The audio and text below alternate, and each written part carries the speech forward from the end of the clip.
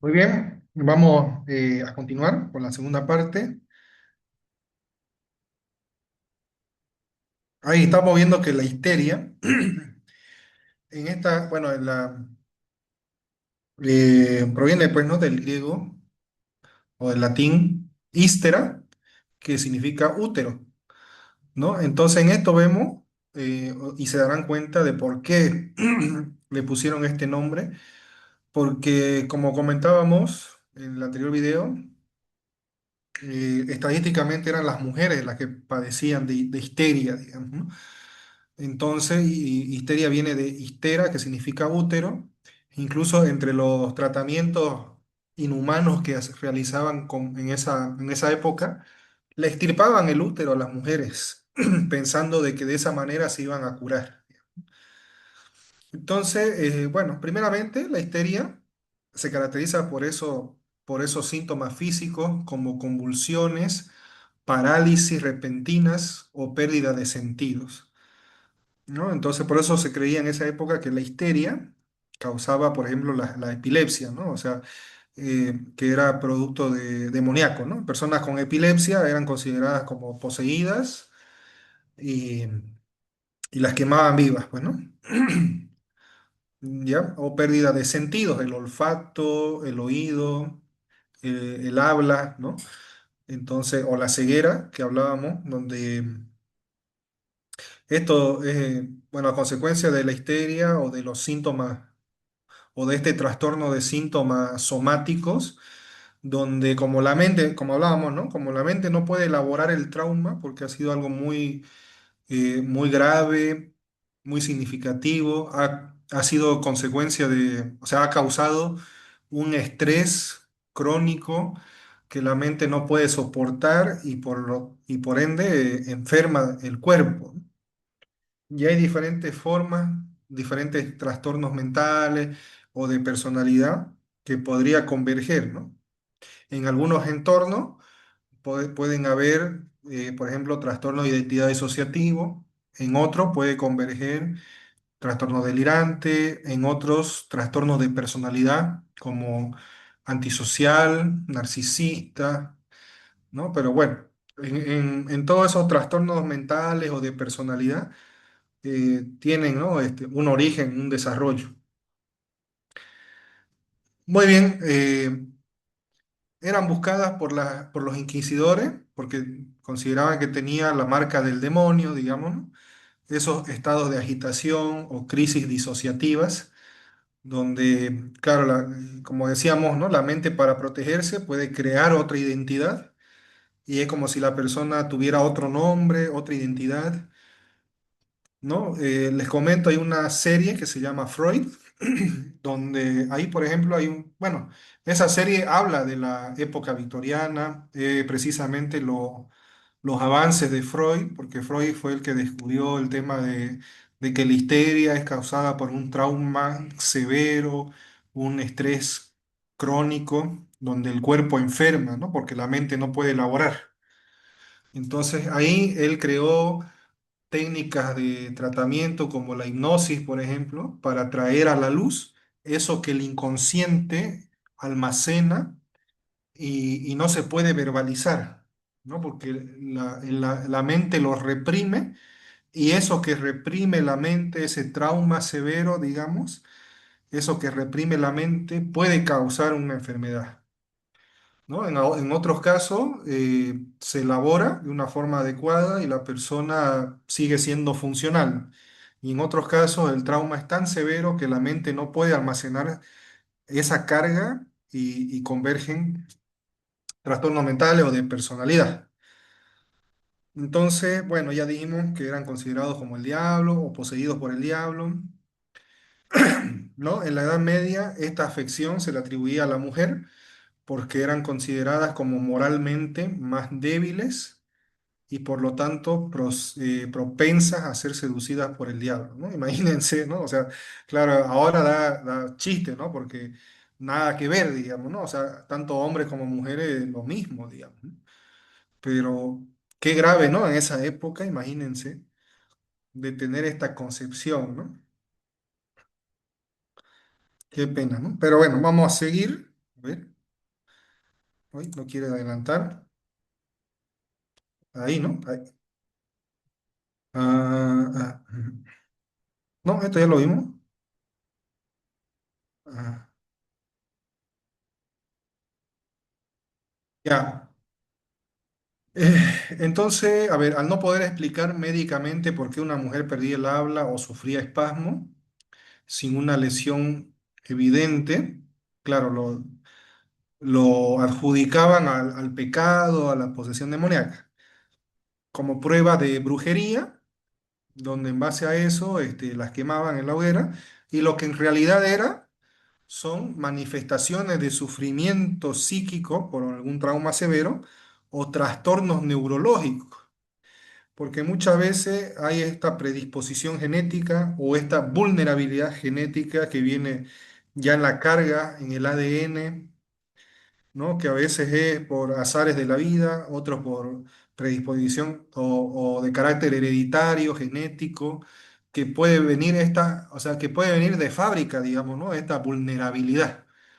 Que si esta vulnerabilidad genética la sumamos a un entorno, a un medio sociocultural, donde nuestro primer entorno es la familia, lo sumamos a un entorno sociocultural eh, de abuso, de violencia, de eh, falta de amor, de cuidado.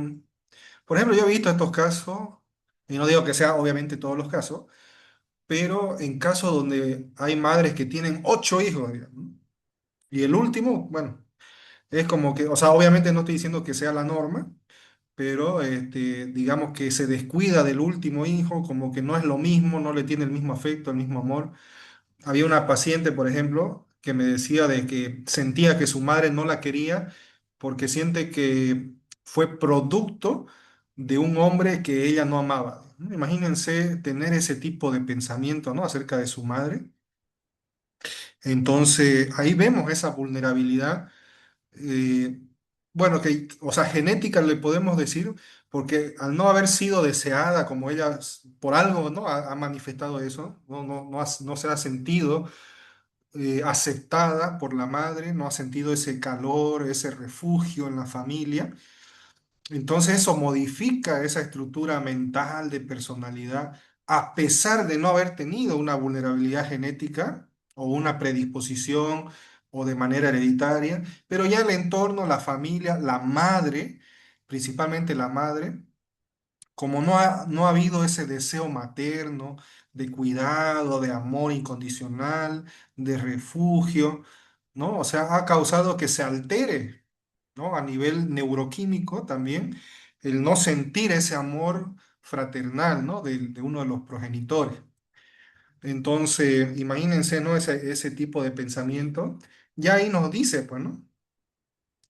Ya ahí nos dice sobre este, que hay bueno, ese factor biológico que está, digamos, alterado, ¿no?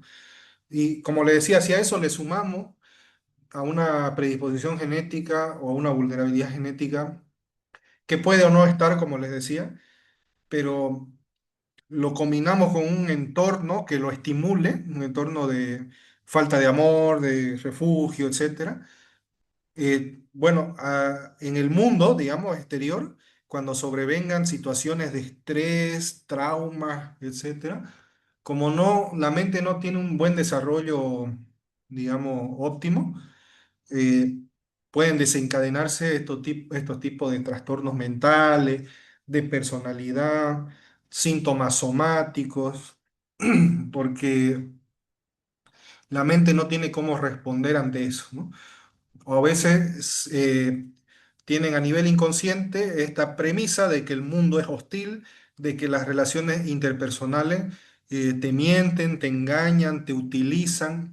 Entonces, eh, para adelantarse a una supuesta traición, las personas viven en ese estado pensando de que todos los hombres son iguales, pensando, por ejemplo, de que se tiene que imponer porque no quiere quedar como ¿cómo se llama? Que no quiero decir la palabra, o sea, quedar como una persona vulnerada, digamos, ¿no? Por así decirlo.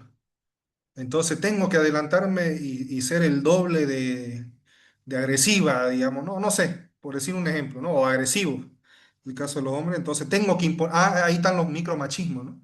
Tengo que imponerme porque no me van a ver la cara otra vez, digamos, ¿no? O sea, en un plano inconsciente, porque como no ha habido un apego seguro desde la casa,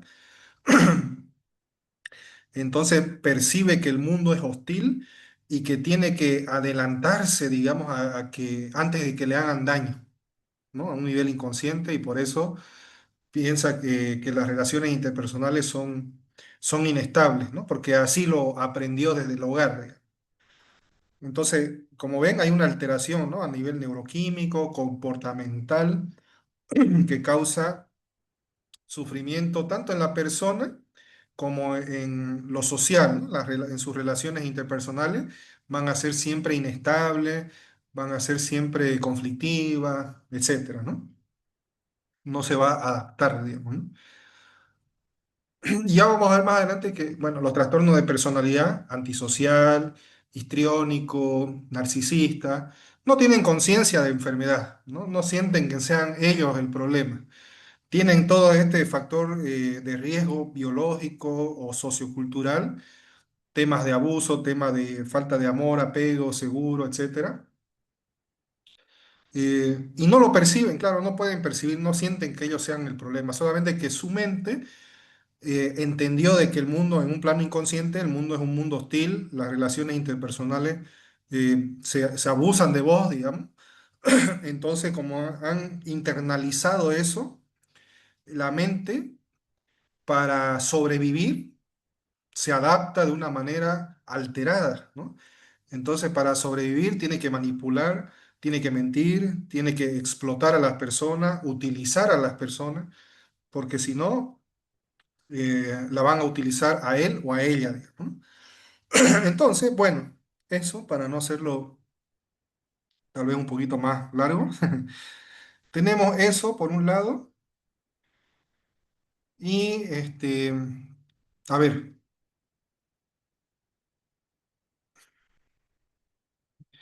la psicología otorga un papel central al trauma en la génesis de estos síntomas, ¿no? Por eso dice el trauma como disparador. ¿Qué quiere decir? Que ya aquí la psicología va tomando forma, digamos, porque ya se le otorga, bueno, gracias a las investigaciones de Freud y a este estudio, ¿no? Que ha hecho en esta época, se ha podido evidenciar de que hay estos traumas que se almacenan en la mente y que enferman al cuerpo, ¿no? Entonces hay una génesis de estos síntomas. Mecanismo de defensa, la forma de responder ante el mundo, ante situaciones de estrés crónico o ante situaciones de estrés, perdón, eh, situaciones de angustia, de trauma, ¿no? Que la mente tiene una forma adaptativa de responder ante esto, digamos, ¿no?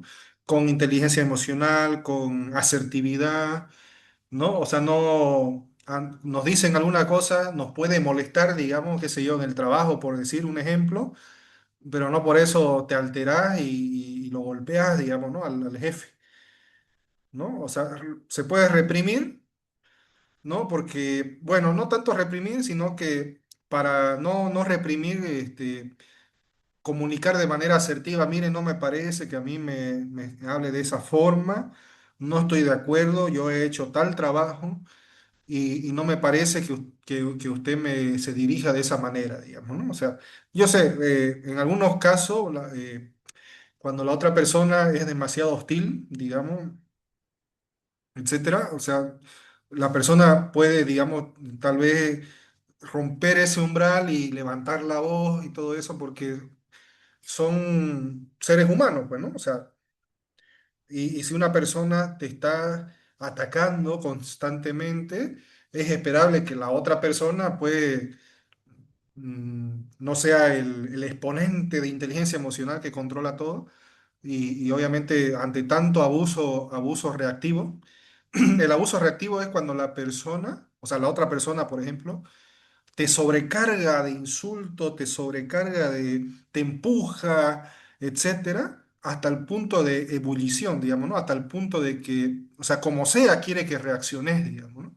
Te provoca hasta el último límite, digamos, y cuando la otra persona reacciona, se victimiza.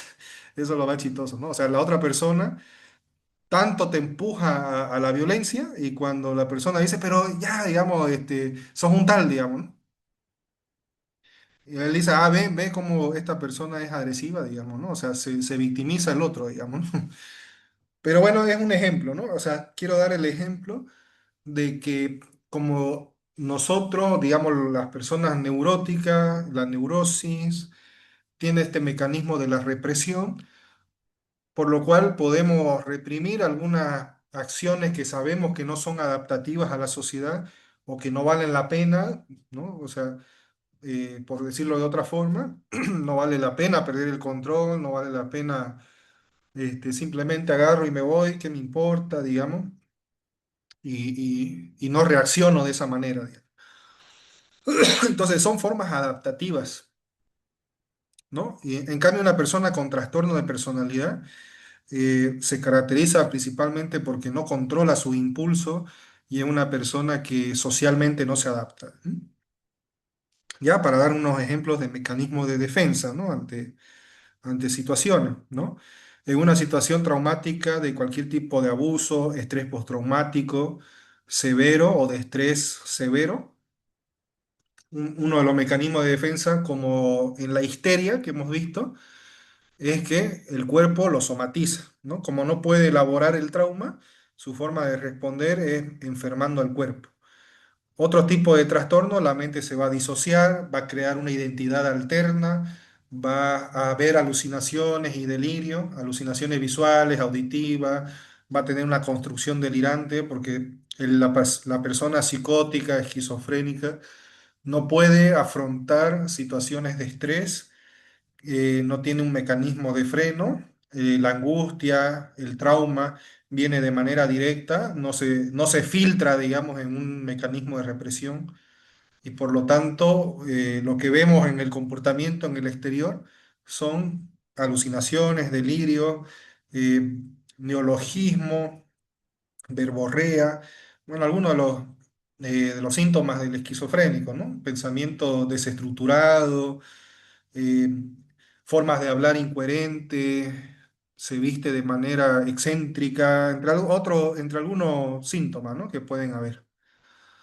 ¿Ya? También está la despersonalización, que es cuando la persona, ante el trauma tan grave y la mente no puede responder ante ese trauma tan severo, se despersonaliza, ¿no? Es como si viera su cuerpo desde otra dimensión o algo así, ¿no? Como que la mente se separa del cuerpo.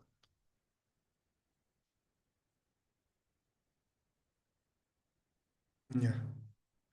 Algo interesante es en esta serie de Freud que les comentaba, que por ejemplo si bien la serie es basada en el siglo XIII, la época victoriana, donde la mayoría de las mujeres, bueno, en realidad las mujeres, ¿no? Porque no habían casos de hombres que se hayan visto, digamos, en la serie o en los registros, ¿no?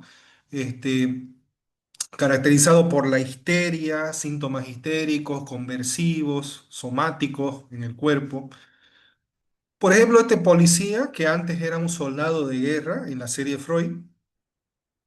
Por ejemplo, los varones en esa época, ustedes saben que ha habido siempre esa discriminación en esas épocas antiguas, donde la mujer no podía votar, no le daban el mismo valor a la mujer, la cosificaban, era considerado como un objeto, así nomás, ¿no? Como una referencia al pecado por la seducción y que por eso enfermaban, etcétera. Pero más bien, o sea, enfermaban porque como no se tenía ese valor, los mismos padres pues no valoraban tener una hija mujer. Claro que en esa época no es que el 100%, ¿no? Pero quizá la mayoría, digamos, ¿no? Para que lo clasifiquen así como que la histeria es por el útero, digamos.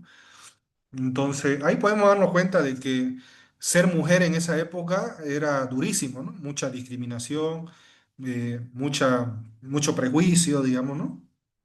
En cambio, los varones no, digamos, ¿no? Se desarrollaban en entornos, entre comillas, sanos y no presentaban esos síntomas, digamos, ¿no? Entonces, por ejemplo, este policía, que antes era soldado, se desarrolló en un entorno óptimo, digamos, valorado, etcétera, con normas, valores. Entró al ejército o capaz lo obligaron a entrar al ejército y todo eso por temas de guerra, y como era varón y los varones iban a la guerra. Entonces, bueno, la cosa es que él estaba en la guerra y él tenía, bueno, moralmente adaptado, tenía sus valores, principios. Y en una parte de la serie, digamos, muestran, y es como que su superior lo obliga a asesinar a un prisionero de guerra, ¿no? Y entonces le dispara a quemarropa al inocente, y al ser un evento traumático grave, su mente no puede procesar por la moral, ¿no? O sea, porque es algo que fue en contra de su moral, y fue algo extremo, fue algo extremo. Entonces, hay lo que se llama el trastorno de estrés postraumático que le causó, y por ende estos síntomas somáticos de la histeria. Entonces, de ahí es que surgen este síntoma, y tiene este síntoma específico que no podía tener sensación. Acuérdense, los sentidos igual eran uno de los síntomas histéricos. No podía sentir su mano no la sentía, la mano derecha. Y él disimuladamente la ocultaba en su chaqueta o en su bolsillo, pero la cosa es que no tenía esa sensación en la mano, digamos, ¿no? Era porque la mente no pudo elaborar un trauma tan severo y se manifestaba como este síntoma en la histeria, ¿no? Y bueno, esto demuestra que la histeria y los síntomas conversivos no son exclusivos de la mujer ni a consecuencia del útero, que en la Edad Media se creía. Hay, bueno, trastorno de conversión, que quiere decir que lo que pasa en la mente se converge, digamos, en síntomas conversivos con el cuerpo, síntomas somáticos, que a diferencia de la época medieval, en la actualidad las causas son multifactoriales. Hay factores biológicos, psicológicos y socioculturales. Ya vamos a ver más adelante lo que es la epigenética, el genotipo y el fenotipo, ¿no? Pero básicamente, a ver, para hablar, por ejemplo, de los factores biológicos, nos dice que incluyen una vulnerabilidad genética y desequilibrios neuroquímicos, como el sistema noradrenérgico. Bueno, el sistema donde están, bueno, las hormonas, a nivel de neuroquímica, digamos, ¿no? Bueno, eso nos lo explicaría súper bien un médico neurólogo, digamos, ¿no? O claro, un médico. Pero la cuestión es que afectan a la regulación emocional. Y esto puede ser de carácter genético, que por genética o carga genética ya la persona tenga una vulnerabilidad, ¿no? De origen biológico que sean propensos a trastornos mentales, digamos, ¿no? Si combinamos este factor biológico o esta vulnerabilidad con un entorno sociocultural de abuso, violencia, bueno, ese es el ejemplo que hemos dado anteriormente, va a dar lugar bueno, en el comportamiento, en la mente, esa alteración a las enfermedades mentales, ¿no? Precisamente, por ejemplo, la esquizofrenia y otros trastornos psicóticos tienen una fuerte carga biológica. Por eso es que más adelante vamos a ver que a eso se le denomina, cuando tienen una fuerte base biológica, como enfermedad mental. Y los trastornos mentales se refiere más a la parte de los factores psicológicos y socioculturales, y no tanto a lo biológico. Porque cuando veamos el estudio de la epigenética, que se encarga de decir que, por ejemplo, un entorno sociocultural inadecuado, carencia de necesidades emocionales básicas, refugio en el hogar, eh, el cuidado, el amor, ¿no? El cuidado, el cariño de los padres, etcétera, y cosas relacionadas a un entorno seguro o a percibir un entorno seguro, puede afectar e influir en la carga genética. Y esta influencia, a pesar de no tener una vulnerabilidad, modifica el ADN y por ende surgen estos trastornos mentales o de personalidad. Entonces, en resumen, lo que antes se castigaba como brujería, hoy se trata como una patología del afecto, ¿no? Porque hay trastornos afectivos, donde está el trastorno depresivo, el trastorno de depresión mayor, ¿no es cierto? El trastorno, la distimia, trastorno bipolar, trastornos esquizoafectivos, ¿no? Hay trastornos relacionados al estrés, como el estrés postraumático, la fobia, entre otros, trastornos de la esquizofrenia y otros trastornos psicóticos, donde está la esquizofrenia, brote psicótico, trastorno bipolar uno y 2, trastorno delirante, trastorno de identidad disociativo. Están los trastornos conversivos o somáticos, que antes era llamado histeria, que es lo que vimos, relacionado, ¿no? a la enfermedad en el cuerpo o trastornos facticio, donde la persona no tiene ninguna causa biológica, tampoco es conversivo, pero la persona está 100% segura de que tiene una enfermedad que ningún médico lo ha detectado y no confía en el criterio de los médicos, digamos. No es conversivo, digamos, no hay una parálisis, una ceguera o algo, o budismo, pero la persona está convencida de que tiene una enfermedad extraña que no se la pueden detectar, que no ha nacido el doctor que le detecte esa enfermedad, digamos, ¿no? Bueno, entre otros tipos de trastornos que hay, ¿no? Eh, Son producto de, bueno, de proceso, disfunción de procesos psicológicos, biológicos, que subyacen en la función mental, donde el cuerpo actúa como un canal de comunicación, porque es a través del cuerpo que podemos ver los síntomas y poder hacer una evaluación y hacer un diagnóstico, digamos, ¿no? Entonces el cuerpo actúa como un canal de comunicación para el dolor que la mente no puede expresar con palabras. Muy bien, eso sería, por ejemplo, la actividad uno. ¿Qué tenemos que hacer? Tenemos que ver el video de Sigmund Freud, que está ahí en el enlace, La pasión secreta de Freud.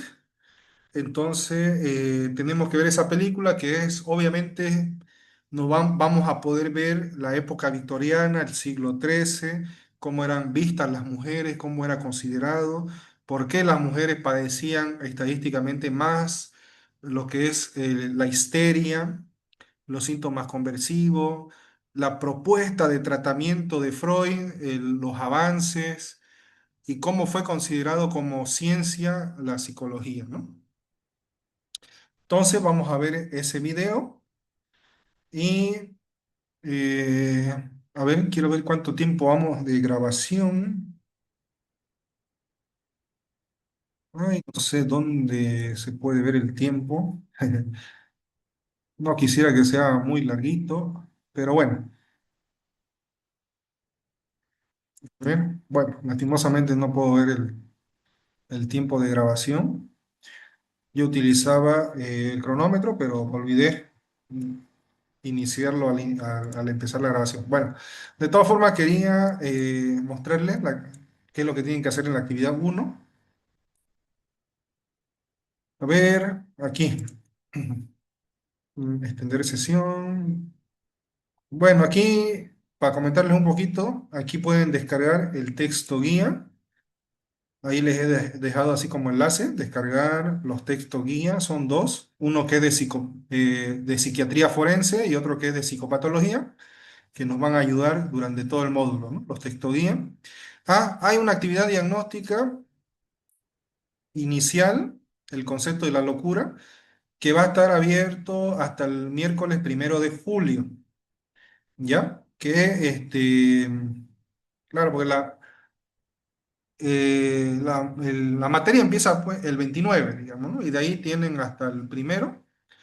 Para responder a esta pregunta, considera que esta persona, ay, perdón, aquí dice, ¿no? Imagine que una persona comete un delito violento en plena vía pública. Al ser aprendida, grita incoherentemente, afirma que actúa por orden de un ser divino y demuestra una desconexión total de la realidad. Como operadores jurídicos, ¿considera que esta persona debe ser procesada y sentenciada exactamente igual que cualquier otro delincuente? ¿O el Estado debe darle un trato jurídico penal diferente, ¿no? ¿Qué rol cree que juega la mente en la determinación de la culpa? ¿No? Y aquí teniendo en mente lo que era esa época antigua, ¿no? De la Inquisición, donde no, o sea, si tiene esa característica, hay que quemarlo vivo, digamos, ¿no? Más o menos va por ahí este pensamiento crítico que los animo a tener y darle una respuesta distinta, ¿no? Así que ahí se los dejo a su criterio, que puedan añadir un comentario, ¿no? De debate. Y bueno, vamos a seguir. Esa es la actividad diagnóstica. No tiene un puntaje de calificación en sí. Aquí ustedes van a poder ver los criterios de calificación durante todo el módulo. Pero bueno, es una actividad diagnóstica. Lo que me interesa es ver el pensamiento crítico de cada uno de ustedes. Entonces entran ahí donde dice foro y responden a esas preguntas. Luego, presentaciones de la asignatura. Aquí ustedes van a tener eh, descargar diapositivas, van a tener el acceso a todas las diapositivas. Son en total 5 bloques, ¿ya? Del curso, de las diapositivas. Van a tener bibliografía. Aquí le dan descargar bibliografía y les va a llevar a toda la bibliografía que tengo relacionada al tema forense, ¿no? Videos de apoyo, aquí van a poder ver un videíto que he preparado, un video introductorio a la materia de psiquiatría forense y bueno, ahí tienen todo el contenido de la materia, el video explicativo, que es lo que estoy grabando, lo van a poder descargar de ahí. Y aquí, la actividad uno está dividida en 2 partes. ¿Por qué en 2 partes? Porque una primera parte es esta, ¿no? Para el 2 de julio, que es lo que tienen que hacer es mirar el video primero, ¿no? Miren el video y qué es lo que tienen que hacer. Aquí dice investigación del oscurantismo, ensayo o sea, tienen que hacerlo en un formato de ensayo. ¿Y cuál es este formato de ensayo? Es este modelo IMR y DC, que significa introducción, método, resultado, discusión y conclusión. Y simulacro en estrados, dice. ¿Por qué? ¿Por qué se divide en dos? Porque una parte va a ser esta investigación que ustedes van a realizar sobre el oscurantismo, ¿no? Una breve investigación sobre el oscurantismo. Por ejemplo, pueden ampliar lo que yo ya les mencioné y podrían mencionar los tratamientos inhumanos que habían en esa época y bueno, de qué más se trataba el oscurantismo, ¿no? Y que puedan elaborar un ensayo, un breve ensayo, utilizando el formato IMR de C. Y después, el simulacro en estrado es la parte práctica que vamos a hacer el día sábado. ¿Ya? Primeramente aquí tienen actividad uno, análisis cinematográfico, debate y análisis de rupturas. Bueno, ese es el título, ¿no? Ya nos dice el título que tenemos que analizar la película. Ya, aquí nos dice, ¿no? Estimados estudiantes, en esta fase autónoma de la semana, deberán visualizar la película, que ya les puse, analizar técnicamente el paso de las concepciones mágico-religiosas, característica del oscurantismo, al surgimiento de la clínica científica, ¿no? El estudio del inconsciente, que eso es lo que van a ver en el video. Y luego tienen que responder a la pregunta detonante en el foro del módulo, un mínimo de 100 palabras, e interactuar con un compañero, ¿no? Quiere decir que aquí, afuerita, en ejecución, ustedes van a ver abajito de donde dice actividad uno semana uno el foro, ¿no? Este es el foro, que, sí, que lo que tiene que hacer es responder, digamos, ¿no? ¿Cómo transformó el nacimiento de la clínica científica la conceptualización de la histeria, pasando de ser considerada una falta penal, moral, brujería y posesión, ¿no? El paso, por eso dice ruptura, ¿no? Del paso de esta concepción a un objeto de estudio médico-psicológico? Menciona partes de la película para fundamentar tu respuesta de la diapositiva. Ah, no, perdón. Para fundamentar tu respuesta, partes de la diapositiva y del video, ¿no? Entonces tienen esos tres instrumentos para cumplir con las 100 palabras donde ustedes, usando su pensamiento crítico y el análisis, elaboran una respuesta de debate. Y la otra parte de la consigna de este es de que ustedes eh, interactúen con un compañero. Quiere decir que van a ver, después de que ustedes hagan su comentario en el foro, de que ustedes lean el comentario de otro compañero y hagan una réplica acerca de lo que su otro compañero ha mencionado en su respuesta. ¿Ya? Esto es para fomentar lo que es el debate, ¿no? Entonces, ustedes se fijan, a ver, mi compañero dice esto de la película, a ver, yo voy a hacer una réplica en base a esto y voy a hacer una crítica, digamos, por eso, de eso se basa el pensamiento crítico, ¿no? O para opinar acerca de esa reseña, digamos, ¿no? De ese comentario que está haciendo mi compañero.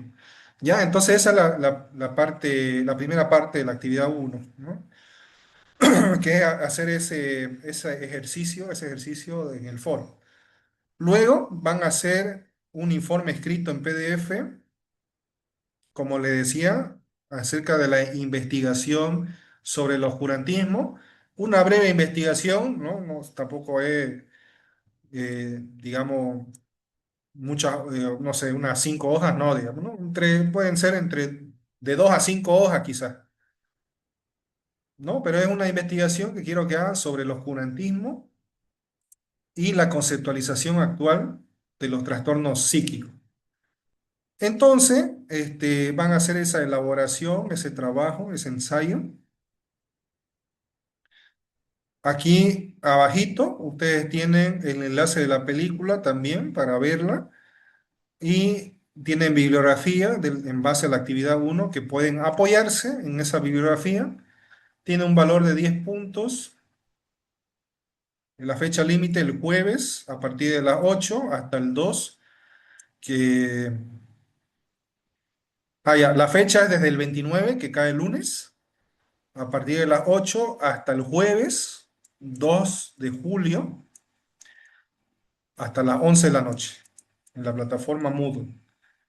Para la parte práctica en el aula va a ser para el sábado 4 de julio, porque ya la parte práctica, que es la de aquí, esta es otra, una subactividad de la uno, que en esta fase presencial del módulo vamos a consolidar las fronteras operativas entre la psicología y la psiquiatría forense, ¿no? Yo les voy a dar una breve explicación y de ahí ustedes van a trabajar. Por eso dice, tras una inmersión teórica magistral impartida por el docente, porque yo le voy a dar las guías, después nos vamos a organizar en buffets jurídicos, es decir, se van a dividir en equipos. Van a realizar, van a analizar un caso penal complejo y simular una audiencia real en estrados donde deberá fundamentar estratégicamente qué perito es idóneo para sustentar su teoría del caso y la aplicabilidad del artículo 17 del Código Penal.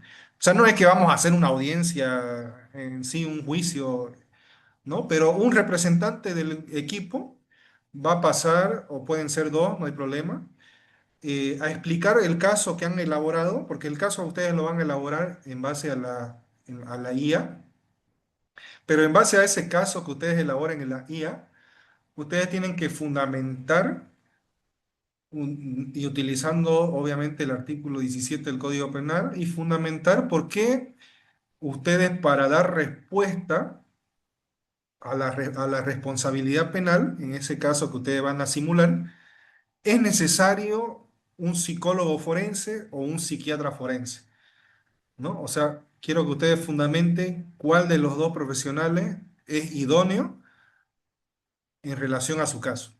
Obviamente, para esto va a haber una clase magistral, o sea, una parte teórica magistral breve que les voy a dar para que tengan la pauta y en base a eso van a elaborar la actividad práctica. ¿Ya? Entonces, a eso se refiere con la parte de la dramatización, porque ustedes van a, bueno, pueden simular, ¿no? Ahí una o dos personas representantes del equipo y defender de forma, o sea, hablarnos sobre el caso o una tercera persona nos puede hablar sobre el caso y ya los otros, el abogado, etcétera, que esté haciendo la simulación, puede hacer una defensa de ese requerimiento principal, perdón, de ese requerimiento pericial y fundamentar por qué se necesita una pericia de ese profesional de la salud mental. Van a hacer una ficha de requerimiento de puntos de pericia al finalizar la sesión, ¿no? Ya van a hacer esa ficha, una ficha de requerimiento de puntos de pericia en formato digital, donde el grupo sintetice por escrito los datos generales del caso, la fundamentación técnica de la elección del perito, ya sea psiquiatra o psicólogo, y un mínimo de 3 preguntas técnico-jurídicas que le formularían al experto en juicio oral, ¿no? Porque cuando se hace la ratificación en el juicio oral, donde se expone la pericia, ya sea psicológica o psiquiátrica, ustedes le hacen preguntas para fundamentar el informe pericial. Entonces, elaboren 3 preguntas técnicas, jurídicas, que le van a hacer a ese profesional en el juicio oral, ¿no? Y eso es lo que van a socializar en el aula, ¿no? Bueno, entonces aquí está también cómo tienen que subir el trabajo. Por ejemplo, la parte del ensayo tiene que estar etiquetado de esta forma, sus apellidos, su nombre y el ensayo. Como la parte práctica va a ser grupal, va a ser grupal, pero van a subir de manera individual cada uno, porque por el tema del ensayo está de manera individual. Ahora, cuando ustedes hagan la actividad práctica en clase, van a poner, cada uno va a poner su apellido, su nombre y al ladito le ponen grupal, ¿no? Para saber que uno es su ensayo y el otro es la actividad grupal. Y dentro de esta actividad grupal van a poner una carátula con los miembros del equipo, ¿no? Y eso se sube a la actividad uno, ¿no? ¿No? Bueno, y esa actividad es la que vamos a hacer el día sábado. Muy bien, eso sería, estimados estudiantes, y bueno, nos vemos el día sábado en nuestra reunión, en nuestra sesión.